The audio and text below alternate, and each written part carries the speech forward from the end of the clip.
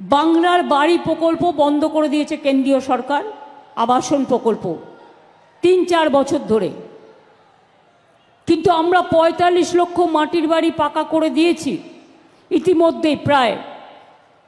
আর এবছরে 12 লক্ষ মাটির বাড়ি পাকা করার জন্য 2টো কিস্তিতে টাকা দিয়ে দেওয়া হয়ে গেছে।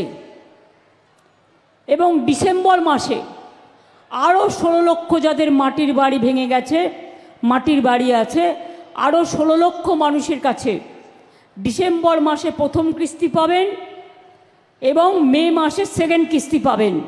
অর্থাৎ 28 লক্ষ বাড়ি আমরা পশ্চিমবঙ্গ সরকার থেকে বাংলার বাড়ি তৈরি করে দিচ্ছি। বাদবাকিও যাদের বাকি থাকবে তারাও চিন্তা করবেন না, এই 28 লক্ষ হয়ে যাওয়ার পরে ফেজ বাই ফেজ সার্ভে করে আমরা বাদবাকিটাও 2-3 বছরের মধ্যে পুরো করে দেব। আপনারা জানেন যেমন আবাসের টাকা কেন্দ্রীয় সরকার দেয় না, আমাদের টাকা অন্য রাজ্যকে দিচ্ছে। অন্য রাজ্যকে টাকা দিক আমার আপত্তি নেই, কিন্তু আমাদের টাকা থেকে আমাদের টাকা তুলে নিয়ে গিয়ে আমাদের ভাগ কেন দেবে না? এটা বাংলাকে বঞ্চনা, এটা আমরা মানছি না। গ্রামীণ রাস্তার টাকা 3 বছর ধরে বন্ধ। গ্রামীণ আবাস প্রকল্পে 3 বছর আমরা পরপর 5 বছর ফার্স্ট হয়েছিলাম অল ইন্ডিয়ায়। গ্রামীণ রাস্তা প্রকল্পে আমরা 5 বছর ফার্স্ট হয়েছিলাম অল ইন্ডিয়ায়। 100 দিনের কাজেও আমরা পরপর 5 বছর ফার্স্ট হয়েছিলাম অল ইন্ডিয়ায়। তাই হিংসার তো কোনো ওষুধ নেই, দিয়েছে টাকাটা বন্ধ করে। আর বলে বেড়াচ্ছ না চুরি করেছে। আমি বলি তোমার বড় বড় চোরগুলো বসে আছে উত্তরপ্রদেশে, রাজস্থানে, মধ্যপ্রদেশে, বিজেপির ডাবল ইঞ্জিন সরকারে, তাদের জন্য তুমি কি করেছো?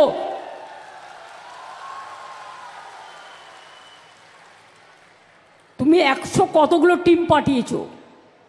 এখানে টিকটিকি কামড়ালেও কমিশন আসে, মহিলা commission, human rights commission, tribal commission, minority commission.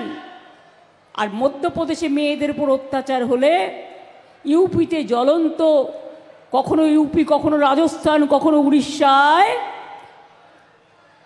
আপনার সরকারের আমলে যখন মেয়েদের জীবন্ত পুড়িয়ে মারে তখন কটা কমিশন যায়? একটাও যায় না। বাংলা ভাষার ওপর অত্যাচার করে যখন লোক মারেন, বাড়ি থেকে তাড়িয়ে দেন, জল কেটে দেন, বিদ্যুৎ কেটে দেন, কটা কমিশন যায়? ওটার বেলায় অমিশন, নো কমিশন। যত দোষ নন্দ ঘোষ, বাংলা কাজ করছে বলে, বাংলার মানুষ বুদ্ধিমান বলে, বাংলায় প্রতিভা আছে বলে যত অত্যাচার বাংলা ভাষার ওপর করতে হবে, আমরা এটা মানছি না, মানব না। ঈশ্বরচন্দ্র বিদ্যাসাগরের জন্মদিনে আমাদের শপথ।